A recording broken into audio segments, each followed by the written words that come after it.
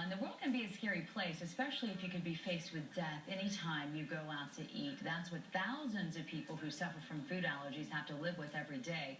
Joining us this morning is Eileen, Conery, and her young daughter, Claire, who suffers from severe food allergies. Also here, Lade, a board member for Food Allergy Research and Education, also simply known as FAIR. Good morning to you all. Good morning. It's very timely that you're here because you have a big walk and benefit coming up this weekend, but it's an important time to talk about food allergies and how severe it can be. You know what it's like. Yes, it affects your life every day, but it doesn't affect our living. Let's talk about what Claire is allergic to. Peanuts and all tree nuts. Let's talk about being allergic to peanuts. What do you do to make sure that you are safe, Claire? Well, I bring my EpiPen everywhere I go, and I have to check the labels on everything I eat. What about being in the room with peanuts? Do you have to make sure that no one else has them around? Yes, I have to, like, in the lunchroom at my school, if someone brings, like, peanuts or nuts, I have to sit away from them.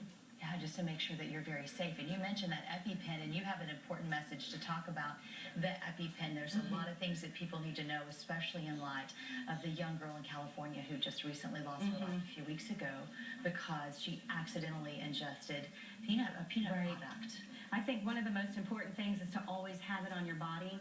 And if it's a child, always make sure they have it with them. She has a cute little bag she puts it in. She has it on her right now, so you can see. And so you take that everywhere you go, Claire? And you're going to demonstrate how and remind parents or anybody who is around to do that? Yeah, I think the most important thing, and it's kind of the message we give to the babysitter, is if you know there's a reaction happening, if your child has ingested an allergen that they can't have, you need to give the epinephrine with urgency. Don't delay. If you give the epinephrine and they didn't need it, the medical evidence suggests that the benefits far outweigh the risks. If they need it and you delay in administering the epinephrine, that often is the difference between those in a reaction who live and those who die. You're going to demonstrate how it works? So, yeah, let's show. It's very simple. You want to stand up, Claire? All right, so very simple. We're going to remove the lid. We're going to go right into the thigh.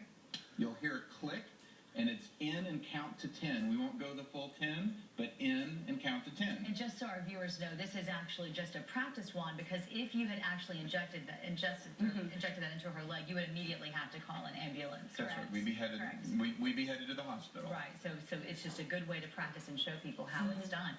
Another important thing is to look on there and make sure that it hasn't expired. Exactly, because you should not use an expired EpiPen. And there are alerts you can sign up for, but they're all written on the pen, and its storage too. You get about 12 months in a shelf life, and important to know that there are really two leading products on the market today, both an EpiPen that's been around for a long time, and then an AviQ, which is a newer device. We're out of time, but I quickly wanted you to remind everybody about the walk, how they can get involved. Sure. The walk is tomorrow, Saturday, September the 7th. It is at Herman Square, right in front of City Hall.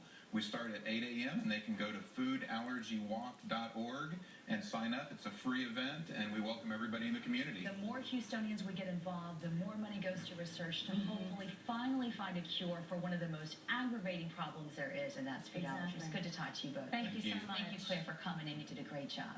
Thank you. Very important information. Thanks so much for coming in, sharing that with us. Well, have you ever heard the term mom?